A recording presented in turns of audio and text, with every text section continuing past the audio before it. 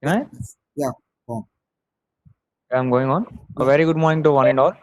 I'm Dheeraj Chava, IEEE Computer Society Chair. My hearty welcome to each and every participant attending this webinar. Special thanks to our speaker, Mr. Sushrit Pasupuleti. He's also the founder and CEO of Braggy. It's a privilege to have you here, Sushrit. I also thank our faculty advisor, KMBB Prasad sir, and IEEE Hyderabad section, IEEE Hyderabad Computer Society. I'd also like to thank IEEE SREYAS student branch for giving us this opportunity. I'd again like to thank our HODs, college management, principals, sir, for their constant support. Sushrit Pasupuleti, over to you now. Right. Thank you, Dheeraj. Thank you, Mysura. It's a great opportunity, really. So I just wanted to get started. So you guys recommend we wait for a few minutes, or should I just get started? Yeah, you can go start. Shishir. Meanwhile, the participants may also enter. All right. So so the entire session really is, built on the fact that I feel that a lot of people who approach me with coding advice, okay, this starts quite often, right?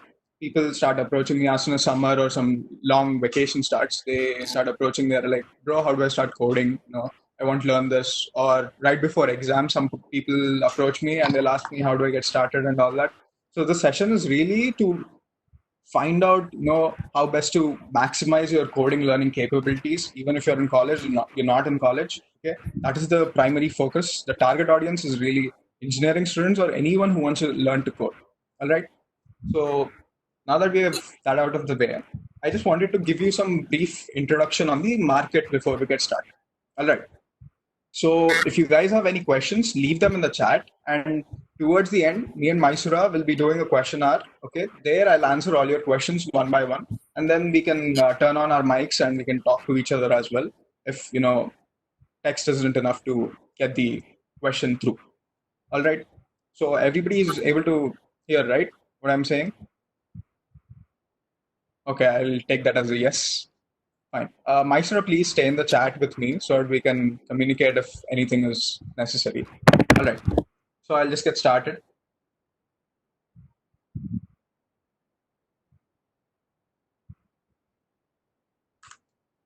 All right.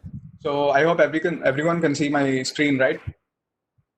All right. So the first thing, the main premise of this video is that whenever someone approaches, I feel that they either come with two notions. Okay, you want to learn coding for the academic purposes. That is, you're in college and next day or sometime you have an exam or something going on.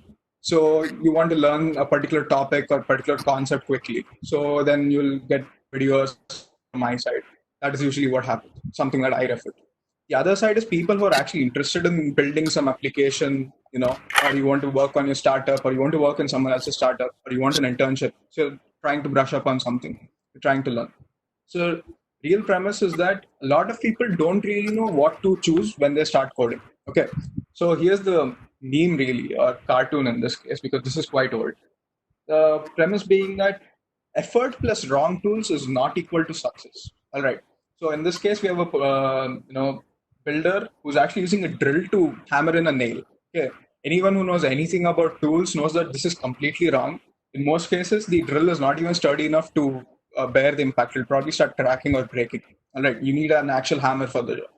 The same case with programming. Okay, when you go into college, really, college is tuned towards academic purposes. Okay, they have academic goals where computer science is not, coding itself is not computer science. It's a subset of computer science. In computer science, really, we cover a lot of theoretical subjects.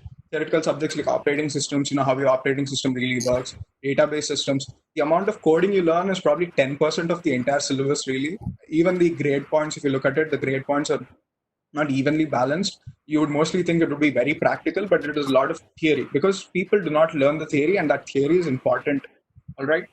So that is the main premise of this video. That I want you guys to take home this one point. If you're not able to keep through with the entire session, okay, this will be an entire overview of coding as a whole. How many platforms you can code for, what kind of languages do what frameworks do what. Okay, this will be an overview video. But the real point I want you to take home, end of the day, is that programming is not a subject. It is not a stream. It is a language. It is a tool.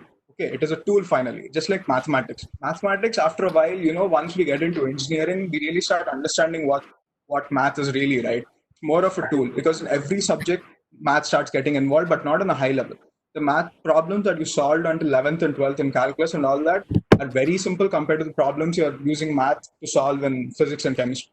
Chemistry balancing equations, calculating reagents and then temperatures and all that. You just have fixed formulas. You have to apply some math over there. Some cases you have some statistics or calculus in. So that is how programming is really. Your other domain knowledge, you can implement that using programming. Okay. So we'll just get started. Okay. So I think Maestro, we'll get started with the main session. All right. I'm done with the introductory parts. Yes. So before that, I wanted to convey one more thing. See, right now, whenever someone starts learning to code, there are two things that I see. Again, you learn it for academic purposes and then you learn it for yourself. But there's one real big problem in approach. A lot of people who want to learn to code usually started by the time they're in college or too late into their life, really. Okay, you started at college level, which is like around 17 or 18 by then. So a lot of these people haven't really used computers for the better part of their lives, apart from, some people who probably played games in their childhood. It's not familiar with the computer itself. And then a lot of people who come to me usually tell me that they can't manage to sit on the computer for a long time. Like more than 1 hour is really stressful for me. But when you can sit on your phone, the common retort to that is that you can sit on your phone for hours. Some of us spend 6-7 hours a day on the phone itself. So people assume that, okay, if I'm able to bring my learning experiences, we have apps like Byju's, Khan Academy, all that, which is actually available on the phone. So the same assumption just applies that, if I could move my programming learning curriculum and everything onto my phone, because I spend a lot of time on my phone, that'll be excellent. That is not really the case. See, you could watch a few tutorials on your phone. That is completely fine. But the thing is, when you come to application of the code, like you have to execute the code, I find that people use online compilers and compiler apps on their mobile phone. That is not a practice that I would recommend. Like if you're away from home, you don't have access to your system for some reason, then you can brush up a few videos. But do not try to finish entire tutorials or Coursera courses over the phone, because it's not really the ideal environment to get started with coding. Okay. And now, given the current pandemic that we are in, with coronavirus everywhere, lockdown going on, every software company has really moved into work from home. So,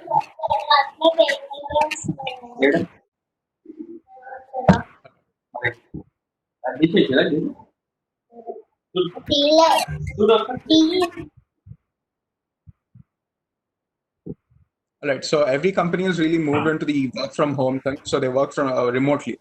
Now, earlier, if you went to an interview, okay, people had this assumption that, people had this assumption that, if my resume had a lot of programming languages, okay, a lot of people, usually are like, if you know 10, 20 languages, you have a lot of scope. A lot of companies can find their right set of programming languages and they can find your job quickly.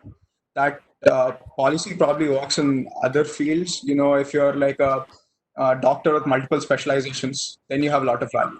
If you're a programmer with a lot of specializations, you have to again prove it as well. So your interview process will be different from those people if you claim to know a lot of languages.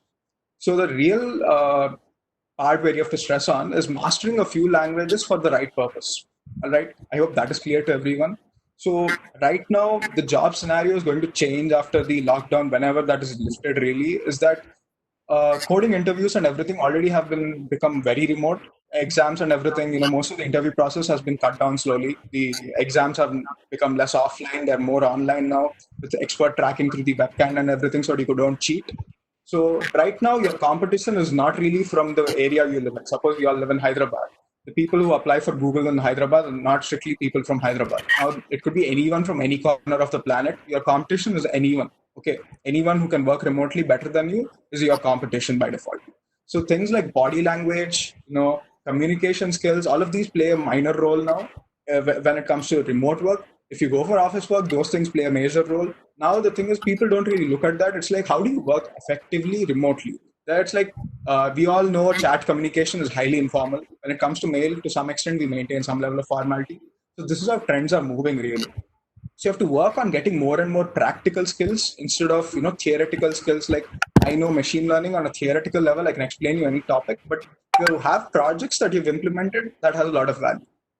All right, this is what I wanted to tell you. So over time, what I want to emphasize is that please do not spend your resources or time on a mobile phone to learn programming. Okay, if possible, invest in a good laptop or a desktop. Pick that. It'll always help you, because later on, what will happen is when companies start recruiting after this lockdown period is done, they'll ask you if you have a good computer at home to prove. I mean, so that you can execute the programs that you claim to know. Okay, the languages that you know. Suppose you know machine learning, for that you can't execute that really on a very basic system unless you're using Google Cloud or something like that, or Colab.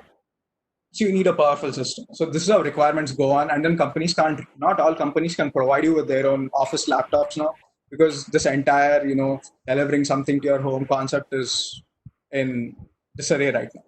So you have to think of all that. So probably try to invest in good hardware right now, because that will really dictate the quality of code you write and your future and your flexibility as a programmer. All right. So these are the points that I wanted to tell you, because these points will again shape how you work towards programming and your approach towards it. Anyways, we'll get started. All right. Just a second. So getting started with programming, really, I'll give you an overview of programming as a whole. Okay. Everybody is familiar with the 4 platforms that are majorly dominant on the internet. All right. The 4 platforms being the web, the desktop, mobile, and others. Okay, in the web, it's like because this batch is mostly 1-2 years, either 1 year ahead of me or 2 years behind me in terms of years. So all of us at some point have used Facebook and Google off of the desktop or laptop on a day-to-day basis. Right now, everything is over the mobile phone. Okay, so these are the platforms you can code for strictly. And today we'll have an overview of what kind of frameworks or tools you can pick, so that you can start getting started with coding and all that for these platforms, instead of learning something that you don't really understand. Because let's just face it, when you go into college in a computer science degree, you are given 3 programming languages in total in the first 2 years itself. The first one is C programming. This is where most of the effort goes into, because this is where all the foundations and all that start. So you have a lot of theory and new terms being thrown at you. So that is one problem. Once you clear C, once you start understanding what C is really about and start implementing a few projects, then you have a clarity of what to do. Sorry. Then next they teach you Java, because Java is more net oriented, because it has a few other good packages involved. You can connect to databases and all that. You can write applications with proper user interfaces and all that. Then they teach you C++. Okay, these two are usually taught in the same semester, C++ and Java, or one semester after the other. C++ is more like the upgraded version of C, where it has a few other features that makes it much more applicable for writing quality code. Anyway, discussing the merits of an individual programming language is not the objective of this webinar. The objective being, I'll give you enough information so you can choose the right programming language. Anyways, after this video is done, in the show notes, I'll be providing this document here. This document will be accessible over the internet. This document is completely interactive. This is basically like a website. Okay. So whenever I click on the links here, it automatically take you to the write-up that I have prepared for you, along with links to tutorials and explanatory videos that I refer to myself, and they've given me good success lately. So anyways, before we get started with coding again, okay, there's a lot of before in this video, because I want to drive home that mindset that you need to develop, to get started with coding, because that is where I feel most of the effort goes away, because people just blindly start learning, and then after a while they lose motivation, because programming, like any other subject which is new to you, will have a lot of dry concepts, and programming is not something that you'll find everyone around you doing at an effective level where they can teach you properly. All right. So one thing is, before you build anything, you have to ask yourself 2 questions really. Why should you build something, and with what should you build it? With what you should build something, we'll get to that later. But why should you build something? A lot of people, you might be learning to code so you can crack exams. You have TCS, Ninja, and all those exams really. They require a lot of coding skills. So you might be learning for that. Okay, there's nothing wrong with preparing for competitive exams. But if you're learning it purely for that matter, it is going to end up like your math paper. Some of us love math, some of us don't like math, because math is involves a lot of practice. For even one simple concept, you have to do a lot of practice, so you get used to it. Immediately you see the sum, you can imagine all the steps in your head, they'll be playing out, and then you can start solving. So coding becomes that way, because your exams, really, most of the questions that come in your exams, competitive exams or your final exams in college, most of it, 90% of the questions will be from the portion that you have covered already. Okay. So you're not really inventing anything new. You're not forcing your brain to think differently. So what I say is that you have to choose a project, a pet project. It need not be, the next Google or Facebook or something completely game changing. It could be a very simple application that you wanted to build. Usually I find that people like to build games because that is the most fun way, because games, in the sense, you can add more features. You've played a lot of games over your lifetime, so you would want to add this or that. Okay, probably you want to add group chats, guilds, whatever you want. So that is where a lot of creativity flows. You have to let your creativity flow and dictate what you want to do next. So as you add more requirements to your project, so if you want to add personal chat or private messaging to your video game, then you'll learn few network infrastructures like Socket.io and all that. Some libraries that help you integrate chat into your platform, or you can do that from scratch. So this is what will be driving your learning processes. Don't strictly base your learning processes on the fact that your portion dictates you to go this way, because syllabus is really to give you an overview of what you can achieve with computer science. Syllabus will not dictate your entire knowledge domain of computer science. It's just a starting point. From there you're supposed to start exploring. That is the reason why we do minor projects and major projects as well, so we start applying our skills, whatever you learned so far, in real time. And when you try building something, really, even if you try building a hotel management software or hostel management software, you'll see that a lot of new concepts have to be applied in real time. This is where a creativity starts flowing, really, and you start exploring more and more options. Then you start finding shortcuts, because implementing the same code over and over again over time becomes tedious. So you'll be like, okay, what if I could automate this, or this part of my coding workflow is very, very just a second.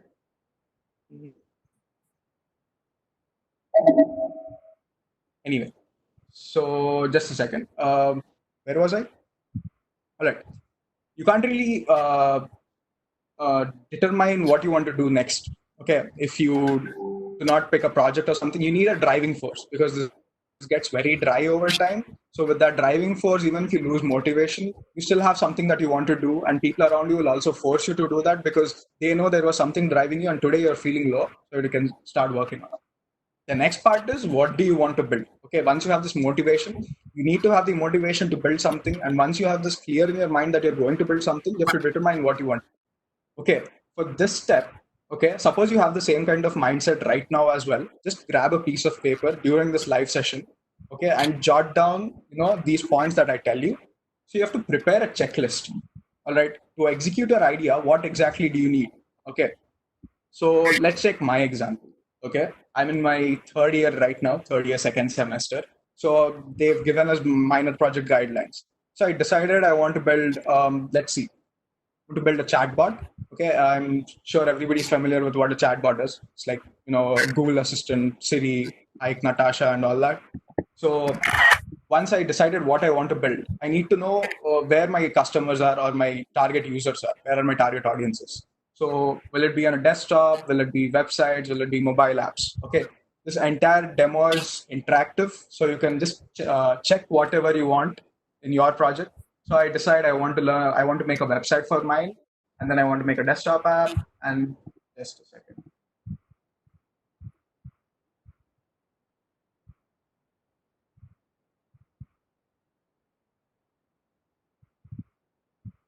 All right.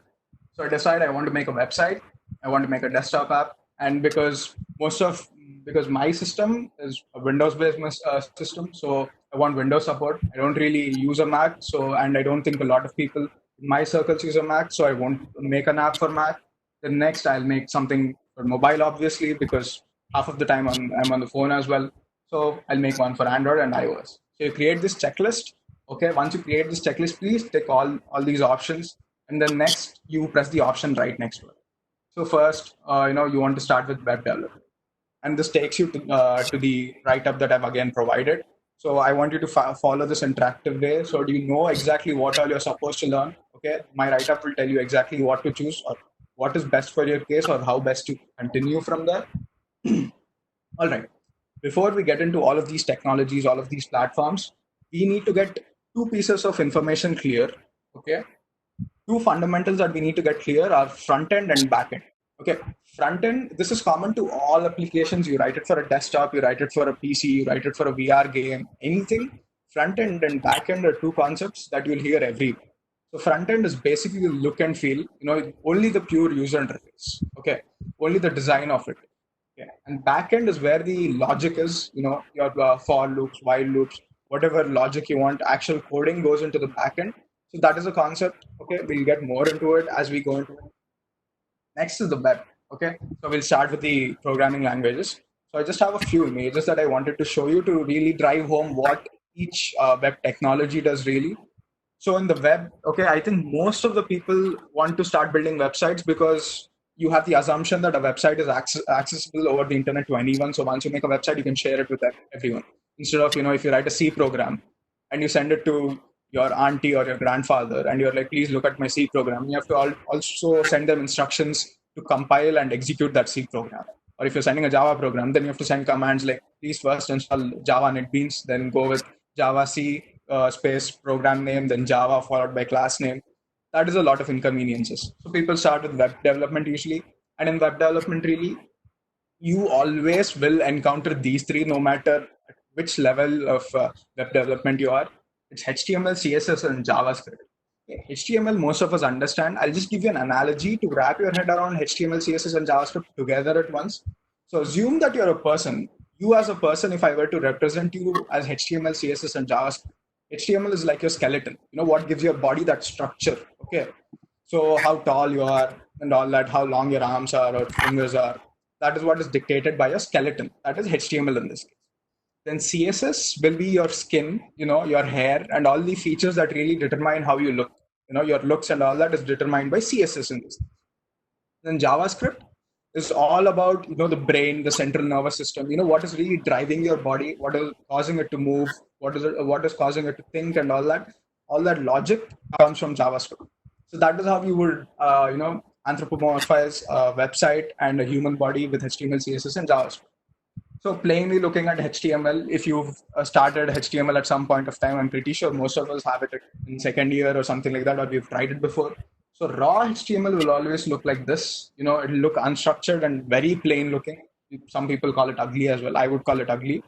So this is actually Google from 1991. There is some CSS involved here, but this is a basic example I wanted to tell you. This is how it would look normally if you just use HTML. And when you come to CSS, what CSS allows you to do really, CSS literally stands for cascading style sheets. So you just write styles. So you're like, okay, look at this button over here. This button that says Google search is the same as this button that says Google search. Okay, I'm feeling lucky and I'm feeling lucky are common. And the Google logo has changed. That is a design change. Okay? That is the image that has been changed. Just observe these two buttons. Look at how different in style they are. Okay.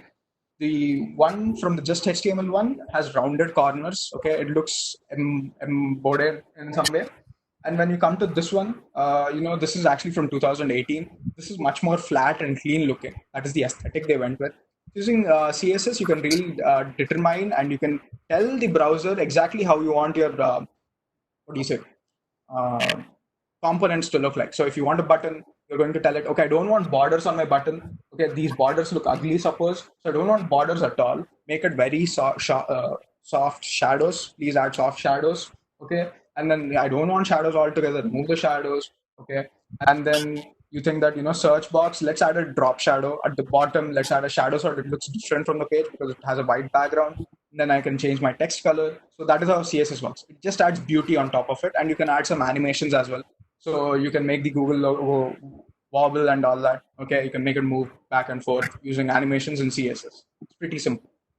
And then we'll get into, some ways you can automate CSS, or you can write less CSS and, drag and drop some CSS to make your site look beautiful from the get-go. Then coming to JavaScript, this is the, the best way I could tell you. So in the Google homepage, you'll usually have a mic on the side, like here. And when you press the mic, it opens a button and then you can speak into it and it'll do, it'll send whatever you said. The audio transcript is sent to a server, which is the backend here. Whatever you're looking at over here is the front end. All of this is just the front end. Okay. So it'll send the audio clipping to the server. On the server, there is some machine learning done. So it does speech to text conversion. Once the text is once they get the text, okay, so I said in this case they're saying Facebook, that Facebook is detected from the speech, and then that is run through Google's algorithm so that you can get Google search results, and that using JavaScript will be returned from the server. The server sends back information. That information is returned and it is displayed on the website. Okay, that is what JavaScript is for running all of these application logics, really. Okay, so suppose you press the button. Suppose you press a like button. Okay, you press a like button. What happens is the like count before that, it has to be incremented by 1. This kind of programming language logic that we're already familiar with, running loops, incrementation, decrementation, all of this is possible through JavaScript because HTML and CSS are not really programming languages. They're more for structuring your documents, or this is how it looks. Without JavaScript, really, if you wanted me to define what a website is, I would say it is a fancy Word document, because a Word document doesn't do much beyond looking pretty and representing your information. JavaScript will really add all the actions, case transitions, and all of that. All right. So now most web developers are held back by one thing. If you're learning HTML and CSS, really, you feel that HTML is very easy. CSS has a lot of complicated nonsense that most people don't understand, called grids and all that, aligning your components to make sure they don't look ugly and all that. So there are some libraries that you can have a look at over here. These are in order of my preference and they're really convenient as well. So first one is Bootstrap. Okay, Bootstrap is basically like this. I'll just show you 1 second. Right. So these are all libraries. So they'll already have, what do you say, code ready for you. All you have to do is download the code, okay, drop the CSS files into your project folder, and then you just have to follow some, what do you say, syntax, so that you can implement your buttons this way. Suppose we go for buttons over here. Okay, go for buttons. Let me just turn off. All right. So look at this button and compare it with this button over here. All right. How different do they look? All you have to do is add some extra tags to your HTML code so it recognizes where to take the CSS from. This is how these libraries work. All of them are the same. Okay, all of them have different styles, really. Now coming to something called Material UI. This is what I use for my websites. All right. So here you'll see that the buttons are different from Bootstrap. They look different.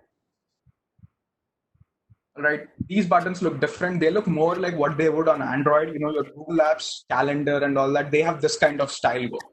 All right. So this is for the people who want to make websites that look good on PC, as well as if you open it on your desktop on a wide monitor, or if you open it on your phone, which has vertical screen, vertically scaling screen. If you want it to look more like an Android app, okay, we'll get into that later, where you can make your website behave like an Android or iOS app, and the user can't tell the difference, but you would end up writing only a website, and we'll get there as well. These are really where you can just drag and drop, files, CSS files that have been written by the community with lots of support and lots of functionality, and improving your website quality immediately.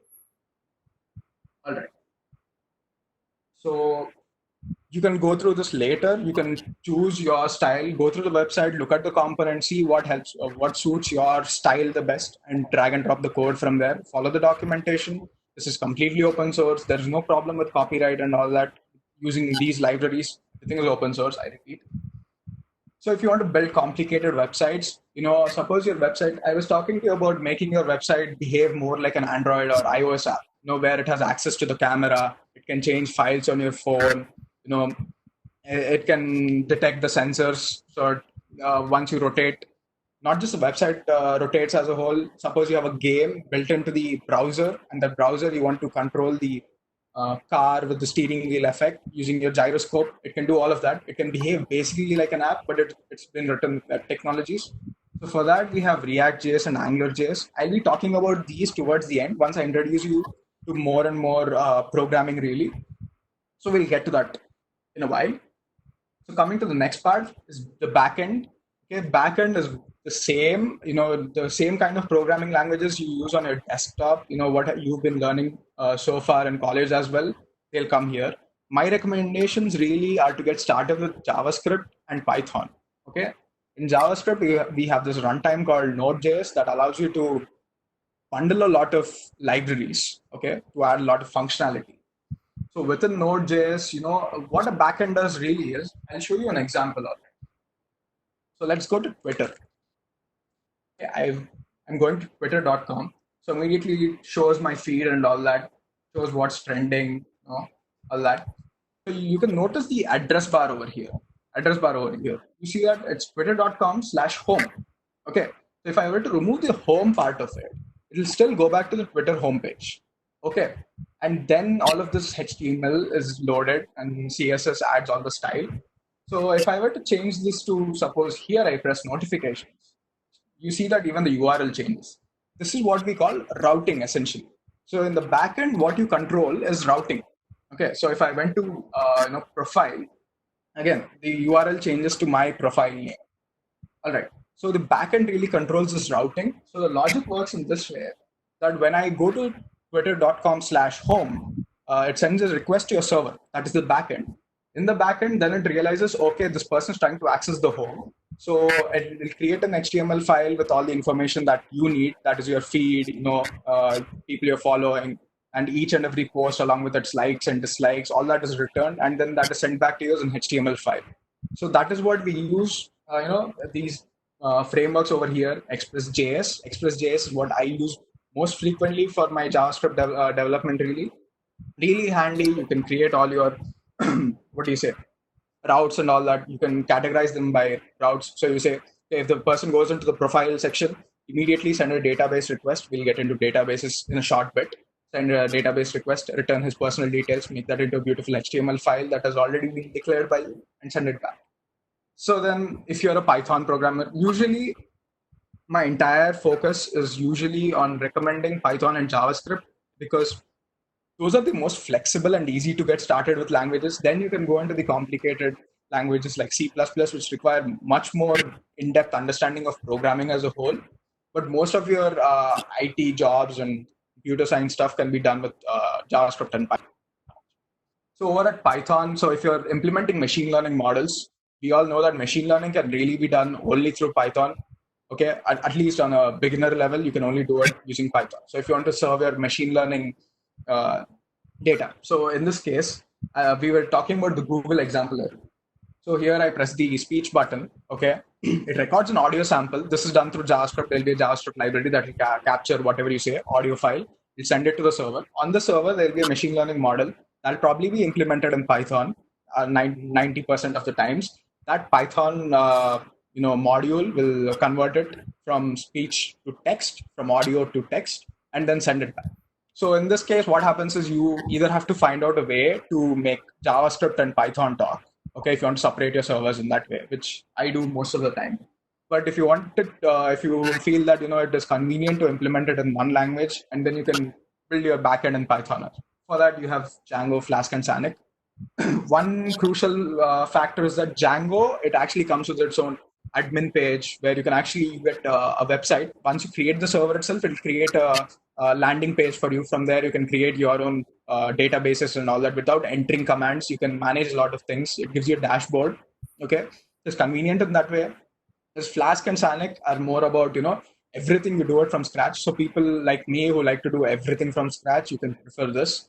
Django is more beginner friendly. It's the same with Express.js, beginner friendly, and Strappy in between is again like Django. It'll give you a dashboard and all that, so you can manage your content. You can look at your databases, because databases are again very difficult to work with on a beginner level.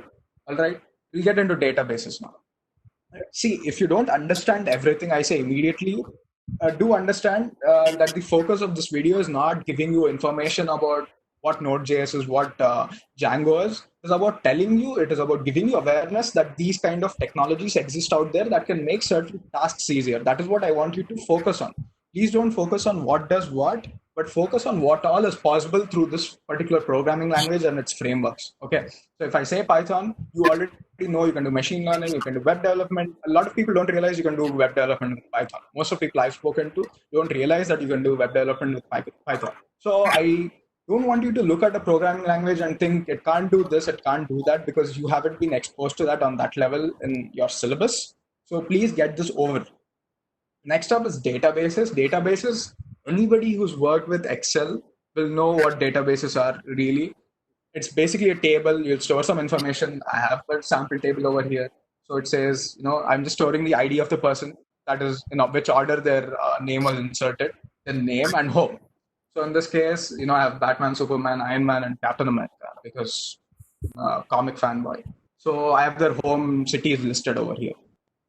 And then I have another table, okay, in which I show for each person with their unique ID over here. ID has to be unique. Okay, you could also put their phone number here because no two people in a database will have the same phone number in most of the cases, unless you're taking landline numbers for a reason. Or you can put their emails. That will uniquely identify them. So with that, I'm saying that this ID number 1, which is Batman, has 20 followers. Then how many people is he following? 0. You can link these tables in real time. This is what relational databases are. That is what SQL, that is SQL, it's actually pronounced SQL. That is what SQL is used for. Okay, you create structures of these tables, you put them, and then through your front end. So the same information, just go back to your Twitter example. So Batman has a Twitter account, at Batman, suppose. So you'll have his personal information, how many people he's following, how many followers does he have. All of this, if it were on a MySQL database, this is how it would be probably stored. Okay, and then you would have another table that says people who are followed by Batman. Okay, you have fancy ways of modeling all that. You can put everything in one table, or you can split it up so that it's easier to update and all that. These are design choices that you learn over time with experience. This is why I emphasize that you choose a project and build project. Only then will you get hands-on experience. Otherwise, it's usually the textbook examples and the exam point of view questions that don't give you real-time exposure. Anyways, we'll go to the next one. So I hope SQL is clear to you. And the next one is NoSQL. Okay. The most common example here is MongoDB. It's almost like synonymous with NoSQL. Okay. Here, this is for more, not strictly complicated, but unorganized data. Okay, in this case, we already know what kind of data we're going to put in what kind of tables. So we've already given structures to it. Suppose you have a table where relationships between tables is very, very complicated. So assume there's a person, Alice, okay, who is a friend of Bob. Okay, you're trying to represent, this is represented in the graph for a reason. Okay, and Bob is also a person, Alice is also a person, because you have to differentiate between them. Okay, on Twitter, you have bots as well, apart from real people. Then you have verified accounts and all of that. Okay, and then you track interests of people. This is done on Instagram and Facebook. That is how recommendation works. So they'll say, okay, is interested in Mona Lisa, and then some more information about Mona Lisa would be like, who painted it? So Leonardo da Vinci, and then where is it from, and all that. And now, if he wasn't interested in Mona Lisa, suppose he was interested in the movie, suppose he was interested in the Avengers, then it would be like directed by Joss Whedon, and then who is Joss Whedon, and then which studio produced it. You can see this graph will become very complicated once you try to store a lot of information, which is the goal of social media, really. You have to store a lot of relationships. And remember, Bob and Alice are not the only people who are friends with each other. Alice has her own entire friend list and all. So this mesh becomes really complicated really quickly, and it is kind of difficult to implement on a beginner level into tables using this SQL structure. You can just imagine how many tables it goes into. Then friends of each, and then when you have to track things like this part, the right side, Mona Lisa, and things they're interested in. It could be a person who could be interested in Mona Lisa, the person. Suppose there's a person in Mona Lisa, and then there's painting Mona Lisa, and there could be a fan club that is called the Mona Lisa fan club. Okay, each of them have different properties. Okay, the Mona Lisa fan club could be made by someone. I mean, the group could have been started by someone else. That person has friends. So that is how this data is totally unstructured. For those kind of things, we have MongoDB, NoSQL, really. So once you look at a few examples, see, databases are something that you are supposed to get into through projects, because the examples that you give that are given to you in textbooks and all that is not really representative of the whole thing. Because with MongoDB, I can build the same tables as well. Okay, so once you make the same table, you don't really know what's the difference. That is where people start picking favorites and all that. The thing is, I want you to know what is important. So MongoDB would most likely be used for machine learning and all that. See, I'll just give you a nice introduction to machine learning as well. So it's like, I know Bob and Alice are interested in Mona Lisa. So how many people in Bob and Alice's friends group are also interested in Mona Lisa? So usually we have the saying that birds of the same feather flock together, right? That is because people with common interests, they'll bond together. So what Facebook or Instagram would do is, knowing your interest and the interest of your friends, and based on the interest of your friends, it would probably think you also share the same interest and recommend that content to you, send you that post from that TikToker over there to your feed. And if you don't like it, it'll remove that from your list. So that is how all of this is managed. This is done in real time for machine learning and all that. So when your data really doesn't have a proper structure, use NoSQL. It's common in machine learning pipelines and all that. Anyway, again, hybrid approaches that I was referring to that can make your website work like an app. We'll get to that. Next is desktop. This is where I actually emphasize that people get started in case you're in engineering and you want to go through the engineering route without disrupting your whatever knowledge you have gained in college so far without disturbing that. Suppose you're in second year, you can't really start picking Python or JavaScript midway, and that will disturb your portion and all that. Okay, your understanding of Java and all that, that it could hinder because you're trying to spend a lot of time on that. So if you're going to learn Java, okay, you'll have to learn Java. If you're learning Java, then you can pick something called C Sharp. The reason why I recommend C Sharp to a few people is that because C Sharp has a good what do you say ecosystem within my Windows within Windows. So if you use C Sharp, you can actually build desktop apps for Windows, like this Cisco WebEx app that we're using right now. It's implemented using UWP protocols. So you can build. You have technologies like WPF and UWP. UWP is what you have to focus on if you want to develop on Windows. Suppose with UWP, which stands for Universal Windows Platform, you can develop apps. Same code. You write the code only once. You can develop the same app for Xbox, so you can make a game. YouTube for Xbox is implemented that way, and then you can implement the same code on Windows Phone. Suppose your customer base for some reason uses Windows Phone, you can do that, and then they have their Windows 10X platform and all that. So this code will work everywhere. This is something that saves time. Just imagine if you had to write an app again for Xbox or something when you know you're going to push it on Xbox. So that is how a lot of games are implemented as well these days that are supported on both Windows and Xbox. Because both of them are owned by Microsoft. Next is you learn Unity and Unreal Engine. These are for building games. And I do focus on games because that is what is interesting to a lot of people. And they can get started quickly. They can imagine a lot of things. They can implement a lot more features because they play some games. They get inspired by that. They want to add those features. That is where creative juices start pumping really. All right. So that is for people who are into the Java type of languages. So you can pick Java or C Sharp. Even in Java, you can build apps. Java also has this advantage where if you made an application, a desktop application, you can use the same application. You can execute it on Mac, Windows, and Linux without any code changes. You just have to export that project. You have to compile that project to support the platform. So you write the same code effectively, and you only press run with certain parameters to execute it on other platforms. That is how Java is really convenient in that. So we come to the next one, which is Python and C++. Both of them are very similar. You'll understand later why they're very similar in some ways, while they don't look similar at all. A lot of people want to learn Python because they're interested in machine learning, really. Okay. So if you're interested in Python, we'll slowly start with, where all can Python be used, really. You can use it for automation. You can use it for visualization, data manipulation, whatever you can do in Microsoft Excel is possible with Python as well, if you're good with Python. So some of the libraries that you can use is tkinter, which is used for building user interfaces. If you've used Java through NetBeans before, you have this user interface where you can drag and drop buttons and all that. If you've used Android Studio, you'll know. You'll have a box over there, and you can drag and drop all your menus or buttons, images, whatever you want, configure slightly. That is how tkinter actually allows you to create UIs as well. Next is Pygame. This is for making very simple 2-dimensional or 3-dimensional games in Python. Again, you can have fun with this. There's a lot of implementations. You can find Snake, Ping Pong, and all those common games. And then you can mix and match whatever code you want. Then you have TensorFlow, which is made by Google, which is for machine learning. And then you have PyTorch, made by Facebook, which is again for machine learning. They're not strictly for machine learning, really. They are used for creating computational graphs. Okay, that's an advanced concept. The real thing is they can perform complicated math operations very simply. That is the real purpose of TensorFlow and PyTorch, really. They can perform complicated math operations. We also use them for machine learning because they have some built-in functionality.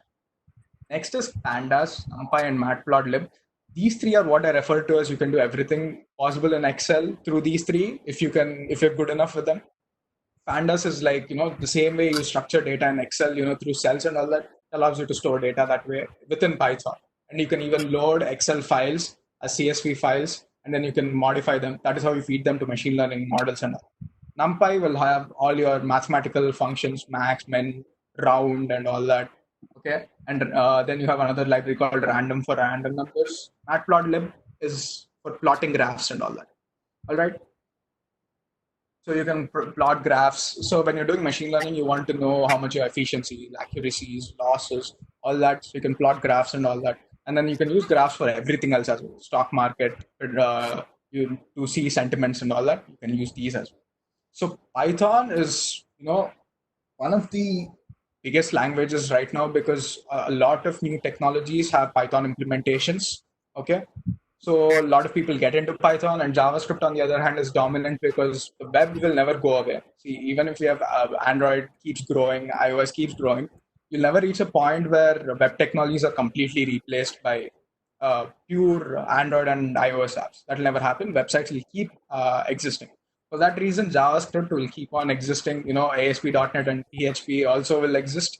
I don't really recommend PHP because right now it's very difficult to find resources for it and get started. Really complicated language that hasn't been updated properly to be beginner friendly right now. Anyway, that aside, so if you want to learn for the web, go for JavaScript. If you want to do backend stuff and also web with some conveniences, Python. That is what I wanted to drive home. Next is mobile. A lot of people like mobile because, again, like the website, you can just send someone an APK file, or you can put it on Play Store and everyone can download it, and you can become an overnight success as well. Yeah, we've read all these stories before. Some 10-year-old kid will make an Android game and he becomes an overnight success. He's the CEO of another company in 2 or 3 days after that because the company gets purchased by Google or something, or some huge company. Then another company gives him an invite. So that is where all the popularity for Android and iOS comes. So when it comes to Android, you really have two options for implementing. The traditional way, you use it through Kotlin or Java. Okay, people who know Java will always go for the Java way of implementation. You can learn Kotlin as well. Kotlin is again on demand. Kotlin is very well preferred by a lot of people. And then there's not much difference. Kotlin is just more new and then has a lot of support building up over time. And then for iOS, Swift is again new. I've put Kotlin and Swift above the predecessors because they're new, and there's a lot of functionality that Google and Apple are really pushing into these two, so there's higher adoption. There's a lot of support coming to them. For iOS, you have Swift and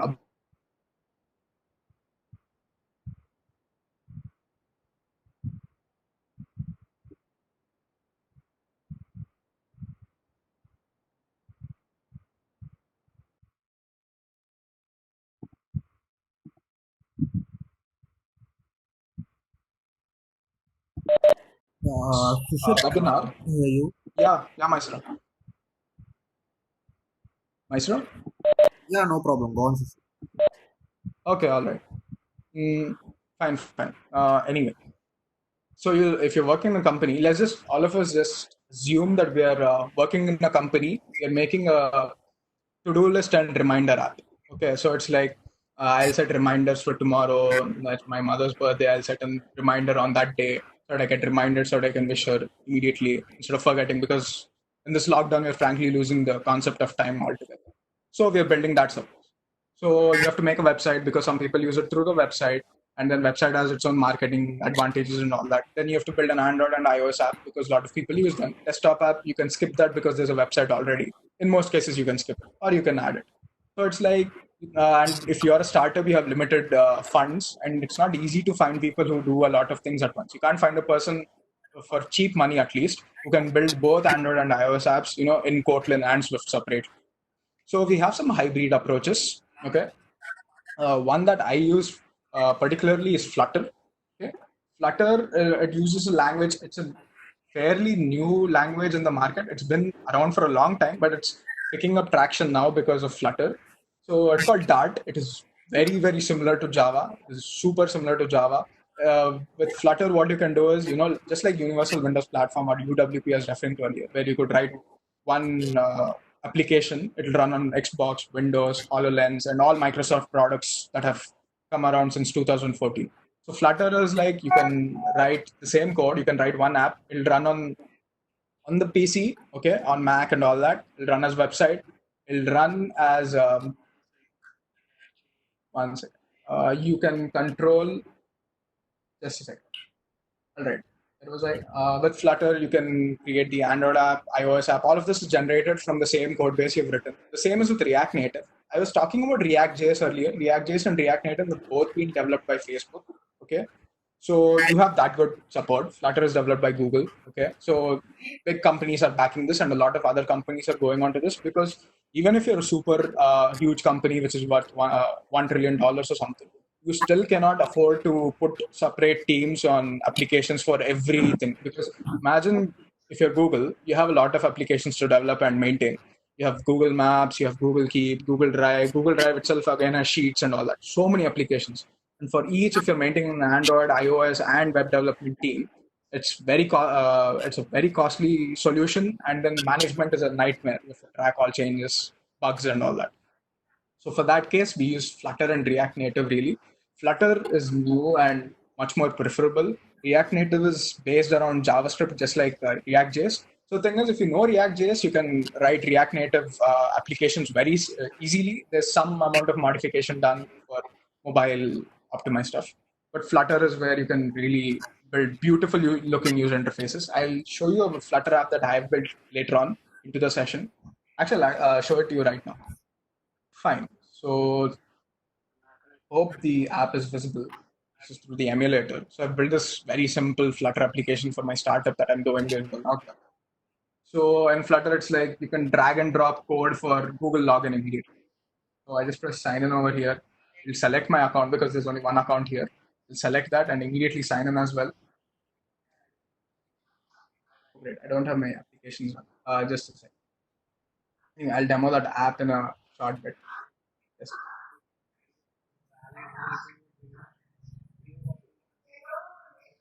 All right. So here it is. So this is the app I was working on. So the other app I was working on, Braggy, chatbot thing. So it's not connected to my development server right now because I'm making some changes. I was coding it even before the session. So it's like you can have a profile view, you can delete chats and all that. All this looks neat when compared to a website. I'll show you the website version of it later. You can start chatting as well. So that is the whole thing. Flutter looks really good. Okay, when compared to the other solutions. Sure, Kotlin and Swift implemented pure Android and iOS apps will always look good, but Flutter makes it very simple to write beautiful user interfaces. So if you want to create apps that look really good, because it's not just about your ability to create apps, it's also about your ability to make good looking apps, because your users will not understand complicated user interfaces like you and I as software engineers to understand. All right. Anyway, we'll get to the next one. Okay. Hybrid approaches. This is what I was talking about. Flutter is an example and React is an example. So here you can look at Google's browser version, which is google.com. And then you can also look at the Google app on Android and iOS over here. Both of them look the same. There are slight differences. Like you have the Google navigation here from Android. Here iOS doesn't really have navigation buttons anymore. So they have swipe gestures. So they actually put this back and forward button, search buttons over here. Everything else looks the same, really. Some design changes here and there. So it looks more like an iOS app. And this one looks more like an Android app. There's some changes. They can use React.js and React Native to create Android and iOS applications as well as website. Very little code changes. Flutter will do all three perfectly for you. And then if you want to build something for the desktop, you can use something called Electron.js, which will make your app behave like it's a desktop application and it's actually a website. So this is one way you can code smartly these days, because being a programmer, suppose you're a machine learning programmer, okay, you're doing machine learning and all, machine learning engineering. You're building a lot of machine learning models and all. You have to showcase it to the world. So you need to have some ability to create some app or some website so you can demo it. So in these cases, you cannot create a perfectly written Kotlin app and then again another Swift implemented app for iOS. You can use these hybrid approaches and get prototyping quickly. Anyways, so this section is for the people who joined late or people who do not follow through the whole thing, because this is quite technical. Okay. Anyway, so if you want to learn something, okay, this is usually where I counsel people. If they just want to build something, okay, they know what they want to build. Choose Python if you want machine learning, data science, and all that. JavaScript if you're doing anything related to web, and you can do Android application development, iOS application development. So if you're starting fresh, if you don't have any previous experience in programming languages, pick any one of those two. You can literally roll a die and do that if you do not know what project you want to build. I know some people want to learn a little bit of the language, then get an idea of what they can do, and then they can decide what project to build. So you can choose one of these. All you need to know is that your domain knowledge as a programmer is more important, than your ability to write code. Okay. Anyway, I'll just end the technical part of the session. Okay. I'll end the technical part of the session. I'll tell is that right now I'll tell you a few things that I've been observing so far after my interactions in college, with engineering students, my seniors, people who've been working in the industry for a long time, people who've been working in the industry for a short time, people who just got hired and all that. Real problem a lot of people think is that you need to know a lot of languages, you need to write perfect code. Okay. So it's like you have search programs. I'm pretty sure every department has already heard of binary search and bubble sort in first year already. So they're like, okay, we'll give you a lab exam. The lab exam, you're supposed to implement it. Okay, within half an hour, write it on paper, then execute it on the system. If you have some errors in the system, somehow try to fix it. So the real focus is the thing is, it becomes more like math. The way they deal with it, it becomes more like math. So they're like, you have to do exactly this, you have to do exactly that, and you have to do it in this amount of time. Always remember, there are smarter people than you and me. There are smarter people than you and me who've already implemented bubble sort, binary search, and all that in C, in Python. Python came out in 1991. I'm pretty sure 1991, the next day itself, people started implementing binary search and all that. Because that is how, that is how common they are used. Commonly, they're used in every application we use on a day-to-day basis. Okay, just imagine on Instagram, you're searching for someone. Okay, you're searching someone's name. You start typing first two characters of the name.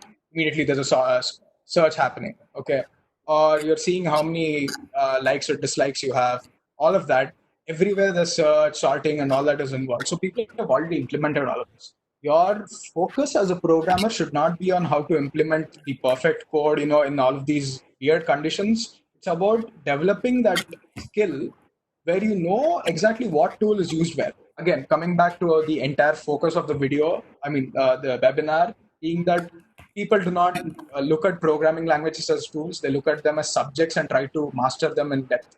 So remember, this is not medicine. You're not trying to be a doctor.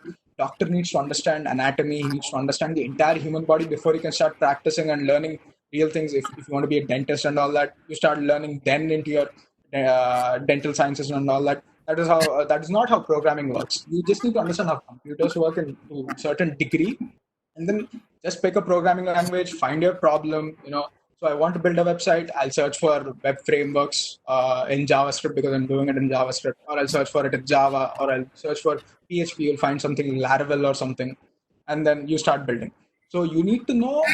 All you need to do is see. Remember, you're more like an architect. An architect will have his own set of engineers under him. Those engineers will really implement. They are like tools to him. There's one engineer who will purely work on the foundation and structures of the building. There's another engineer who will do the electronics and all that, wiring and all that. There's someone who does, civil engineers do all the actual construction material choices and all that. Okay. So you need to pick programming languages. You need to know which programming language is optimal for your use case. That judgment is what you're supposed to work on. That is the point I want you to take home. Even if you're not able to write code properly, you just need to develop the ability to be able to search for the code that you need. In the sense, you need to grow an understanding. You need to grow that. You need to know that overview. You need to have that overview of programming as a whole. You need to know what all tools exist, what tool does what, and then all you need to know is how to use that tool in the end of the day. And be perfect at any programming language. Frankly, we don't really know when a new programming language will come into market. Almost every alternate day, someone or the other will create a new compiler and create a new programming language. Right now, Python is like everywhere. And recently, last year, they got something called Julia, which is trying to be a Python killer, which is really good in some ways than Python. but then it doesn't have community support. But we never know 10 years what happens. It probably might become another underdog, which is like the second best programming language, Python, in that category, suppose for machine learning. So we never know. So you can't keep going back to college or university every time a new language comes in and start asking your teachers to teach you that language from scratch. The habit that you have to develop is about self-learning. That is, you have to go look for the documentation, search for websites like Stack Overflow. Stack Overflow is where every programmer on the planet who works in software or who is learning, like you and me as hobbyists, or people like me who've been entrepreneurs for a long time trying to implement apps and all that, those people, they post their doubts over there, then people respond, they provide source code as well. All your problems, usually if you have a problem in computer science, you can find the answer on Stack Overflow. You can use Quora sometimes. I don't really have anything against Quora, but it's not optimal for software engineering. It's optimal for every other concept out there. I mean, every other field out there, Quora is optimal. Stack Overflow is just built for computer science, sharing code and all that. Create a GitHub account, look at some projects, look at how they're implemented, look at the way people are thinking about problems, how they're modeling that problem. So if I tell you I want this app, you need to know, immediately start visualizing what all technologies you might need. Okay, will this person need an Android app? What is that and all that? To-do list app. That is the example I gave, right? You need to immediately know what kind of people would be using and where they would be using it. And then you need to determine what kind of requirements you have, what kind of languages you'll be using. So use this cheat sheet probably, okay, to learn. And the other implementation is that keep this as a reference forever. Okay, when someone asks you to build a desktop app and you've only been building websites for a long time, you can have a look at this cheat sheet, and then there's tutorials for everything. So all of these are clickable links. They all link to tutorials that I've followed personally with great success. Okay, always go there. So the real point is you have to focus on teaching yourself, okay, because computer science is probably one of the most rapidly evolving industry right now, apart from medicine, really, where new knowledge is added every day, new papers are published, new frameworks are released. Okay, a couple of years later, people won't even probably be using Django because something new came into the market, which is much more convenient than Django. So that is how it is. So that is where I want to leave you guys. Okay, please look at programming languages as tools, not as a subject or a discipline that you have to perfect perfectly, with 99% and all that. Do that for the academics. When you do it practically in a job, it's not really practical. If you guys have questions now, I'll open up for questions. Just enter your questions in the chat, or if you have a mic, please speak into the mic. I'll respond to the questions.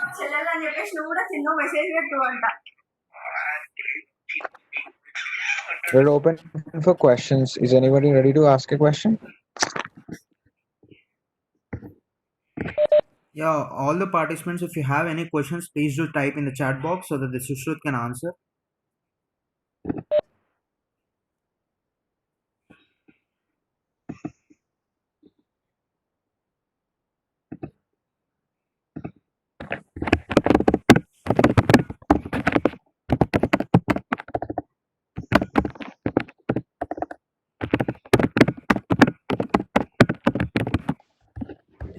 Hello.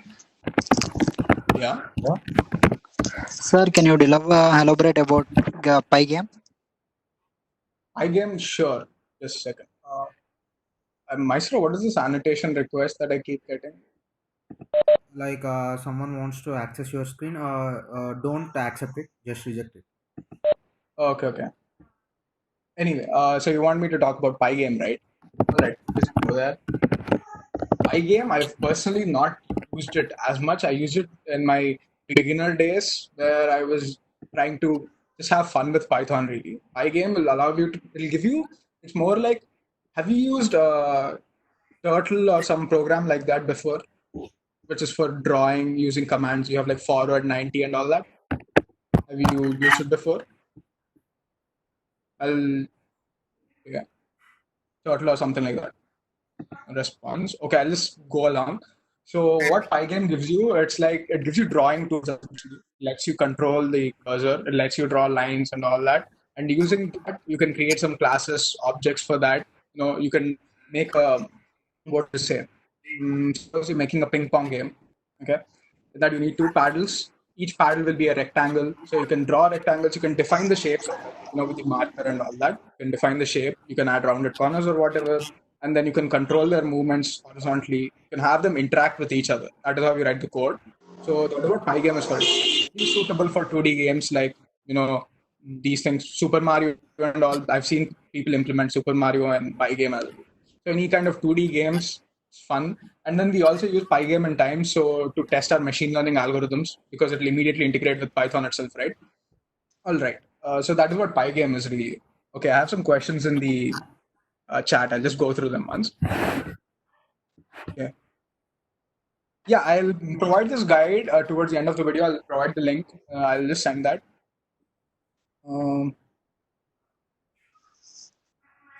Okay, 8th grade students. Fine. 8th grade students, really, the TLDR section is for them. Okay, because they don't have any programming background. I'll just assume that they have no programming background. So in that case, they can choose Python or JavaScript. See, most kids have this. I know because I've been there. Because most kids want to showcase whatever they build. First you show it to your mom and dad. Next you want to show it to your friends. So the best way to showcase something is through websites. So I would say, showcase whatever through websites. And for that, JavaScript is really preferable. Unless they want to build something, like games and all that, then can you go there? All right. So that is what I want to say about that question. Python or JavaScript, it's really up to the kid, but you can start with JavaScript because they can develop an interest in web development and all that. Okay. So there's someone asking about examples of Bootstrap. Fine, I'll get to that. In case you have some clarifications about the answers I'm giving, you can again hit me up. So Bootstrap really, suppose we have some HTML. Okay, I'll just do type some code for you guys. Then not HTML. Wait a few seconds. All right. So first, you put some HTML. I put some body. Okay. Now I just say hello.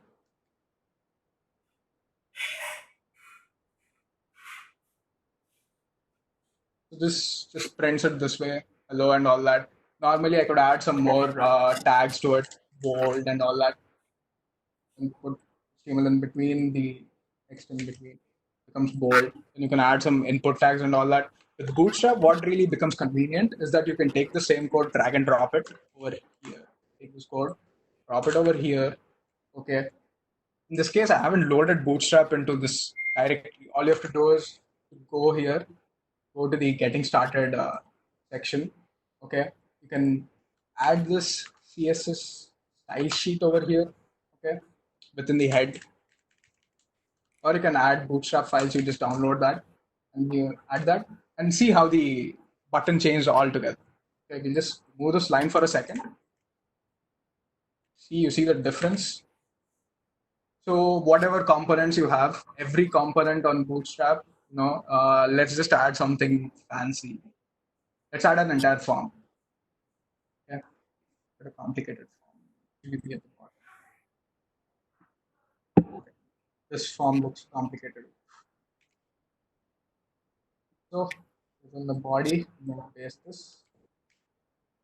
Now look at this. Now if I remove the Bootstrap, I can also add my own CSS. Okay, that is also possible. The thing about Bootstrap is you can get started quickly. Instead of spending another week learning CSS, you can use Bootstrap.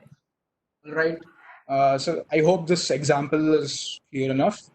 So I'll get back to the other questions. So this simple programming language that they can understand logic. Okay.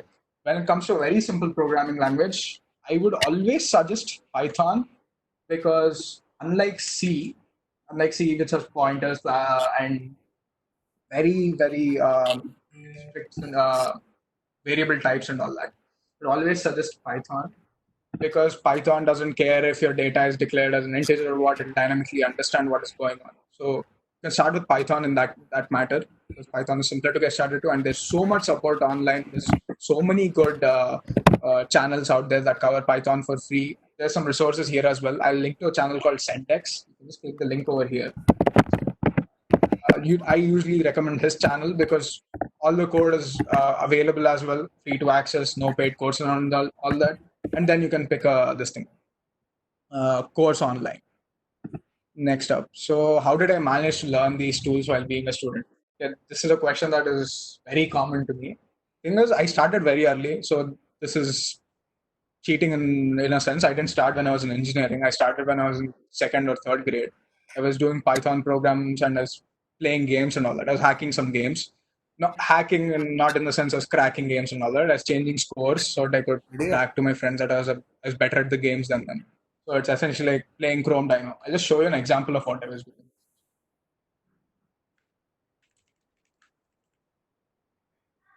Right. You have this game, you have high score every time. All I'll do is I'll modify some code over here.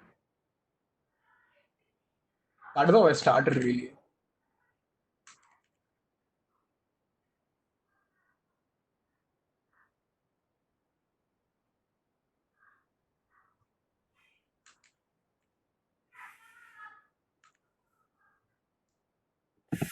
I just do this and it runs. You just see 474 immediately, just boosted speed altogether. And if it was in Chrome, I mean Vivaldi, you keep going forever. That's a bug in that. Sometimes you fix it, sometimes you don't.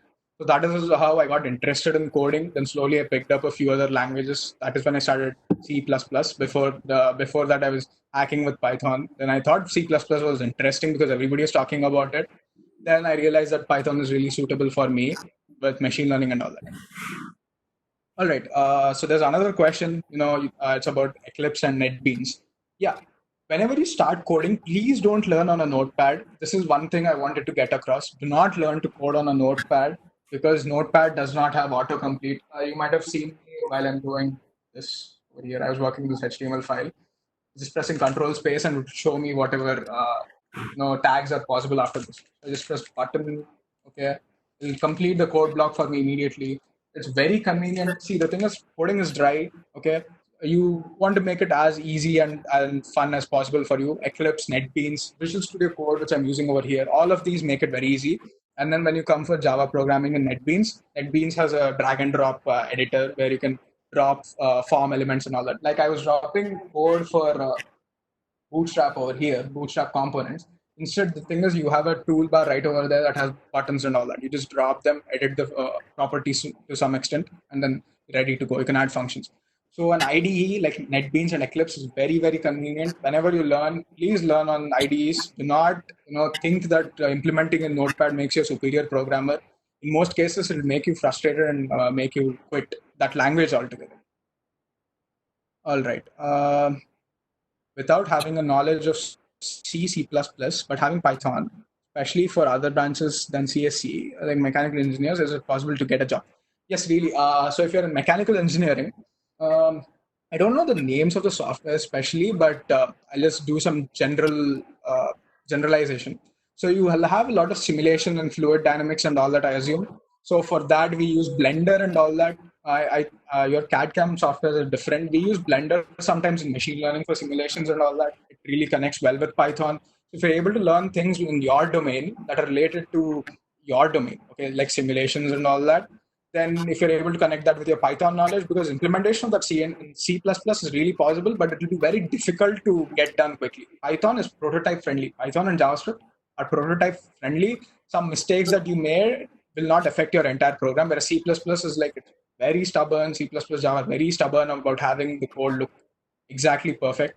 Okay, so yes, if you're a mechanical engineer or if you're an electronics engineer, you can work on things like Arduino and all that. I'm pretty sure IEEE already has Arduino workshops and all that where they teach you how to do Arduino programming, with servo motors, sensors and all that, LiDAR and all that. So any department, really, any field of engineering, medicine or accounting, anything can be automated using Python, JavaScript, or any programming language really. But I recommend Python and JavaScript because they're very simple and they have a lot of reach and everybody knows them. Instead, if you went with some new language that nobody recognizes, they do not even probably have evaluation criteria to evaluate. So yes, you can learn Python and you have a lot of scope. Mechanical engineers can implement simulations and all that way better than we can. Okay, without disturbing academics. Yes. Without disturbing academics, this is really important because, see, I told you I learned coding early on itself.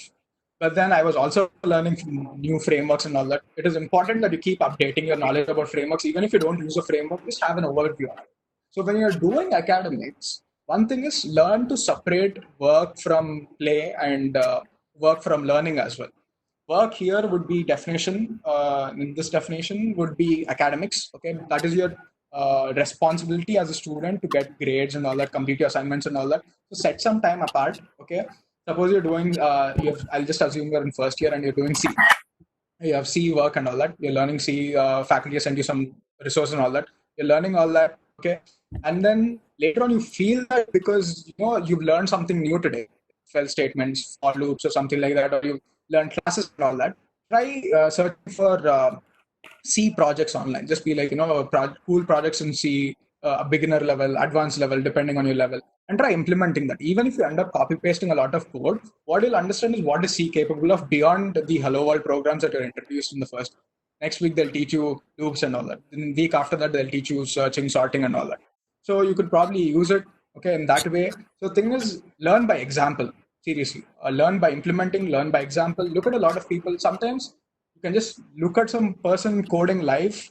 You can get a lot of inspiration. You not code 24/7. You can look at some inspirational channels. I follow a lot of them. I follow the tech lead and all of them. They give good computer advice. They code sometimes. They do live coding sessions. You get motivated. Or if you like something, you can implement that as well. Okay. Fine. Yeah. Mysura will share the video after the session, right? Okay. Yes, sure. We will be uploading in the YouTube channels. One is Shreyas Institute and the another one is IEEE Shreyas Student Branch. And I request all the participants to drop down their mails in the chat box so that we can send you the feedback form on this session. And Dheeraj, over to you. Yeah, there's one thing. Dheeraj, just a second. So someone's privately messaged me for a second here. They wanted to see how React and these things compare. React and Flutter. So I've already shown you Flutter, right? So let's just show you people React.js. So I've made the startup recently during the lockdown. So I've implemented that using React.js. So I'll just show you how a desktop application would look really in React.js. All right. So this is how the application looks on PC. You can see that this doesn't really look that good on PC. Okay, it looks like a random landing page. The form size is very small and all that. But when I open it on a website, on my phone, this is how it would look. Yeah, this looks much more mobile friendly now. This is what you're used to, right? So this is how React is really good for that. You can create responsive views using Bootstrap. Bootstrap is fairly capable. Here I've used something on Material UI that I've shown you. This is like the second example after Bootstrap. I've used that to implement this entire interface. That is, you can even implement this in Bootstrap. It'll look different. I just like this aesthetic. It looks more like a mobile app there. So whatever complicated, I'll show you what kind of logic you'll be working with normally in an app. So what I did was I created this app. There's some Google sign-in required. Then you have a form. So every time I press this, there's a date. Sorry. I just pressed back by mistake. Anyway, so every time you open this form, it'll send a database query. That database has a list of all the states. So I'll just press, Telangana, goes into Telangana. Then after Telangana, you'll find out what is next.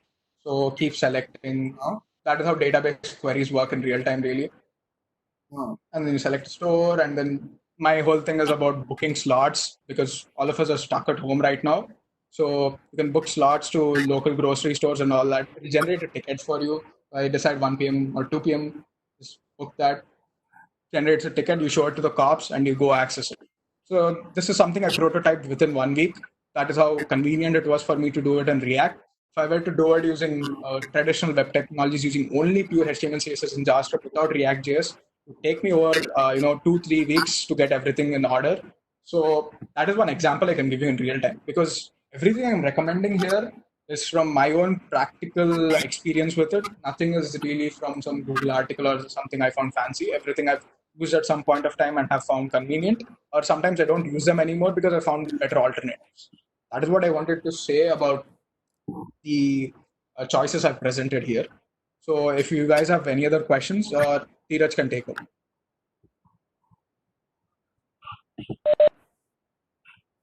Like I think Dheeraj lost the connection, Shishir. So, Okay. uh, so do you have time? Will you wait for the questions, few more, or shall we end? Yeah, I'm ready for questions. That is fine. Participants, if you have any questions, we have more 2 minutes, so you can ask now.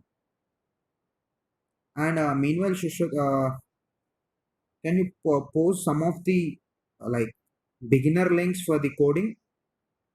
Yeah, yeah, definitely. I'll just link you to that. I can post it in the chat itself, right? Yeah, yeah. Yeah, so I'll just put that over here. All right. Great. It didn't show up as the entire thing. Right. You can just copy that link and paste it. It'll take you here. Everything is interactive the same way. You can basically like a fancy Word document in the end. Okay. So you click on any of the links, immediately it will take you to the tutorial that I was referring to. Just a second. So suppose you want to learn Python because someone was asking me for beginner tutorials. Python. Immediately it goes into that tab. It goes into the playlist that I was referring to before. This entire playlist is really enough for someone who wants to learn Python. Okay, someone wants to know the name of a website where you can learn Python for free. Okay, so this channel over here, Sentex that I referred to, he actually has a website which is really good for Python. So it's called pythonprogramming.net. It's also linked in the show notes, the document I just linked to. So he has it like a course structure. Everything is free over here. Yeah, just a second. I'll send that link again. Thing is, it has a space in the name. Okay, I'll just send it once again. I'll send it to everyone's mails. Okay, I'll just send it once again. Anyway, so this is where you can find your Python resources by category. So here there's game development. This is where I learned Pygame from as well. And then there's web development. Okay, and then again we break it down module by module. You can learn framework by framework here. That is what happens. So that is a good website. And for JavaScript, there is Travesty Media. You can refer to that. He has very good content on, and he's a very good web developer who's been working with Node.js for a very very long time. Okay, and I'll share this as well. One second. Anyways, any other questions? Okay, Mysura, they want a feedback form link. Yeah, I'm I will ready. send them to their mails. Yeah, Dheeraj, go on. Yeah. Thanks to each and everyone for attending this webinar. Special thanks to Mr. Sushrit. Thank you for this wonderful and very productive session. It's a privilege to have you here. I'd like to again thank IEEE Hyderabad section, IEEE Hyderabad Computer Society, and IEEE Shreyas student branch, our HODs, principals, are in constant support with management. And participants, kindly drop your mail IDs in the chat box before leaving so that we could share the feedback forms.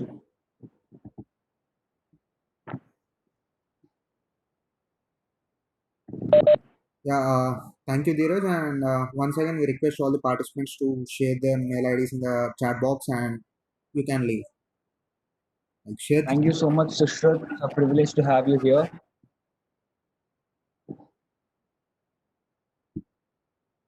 Please do drop your mail before leaving.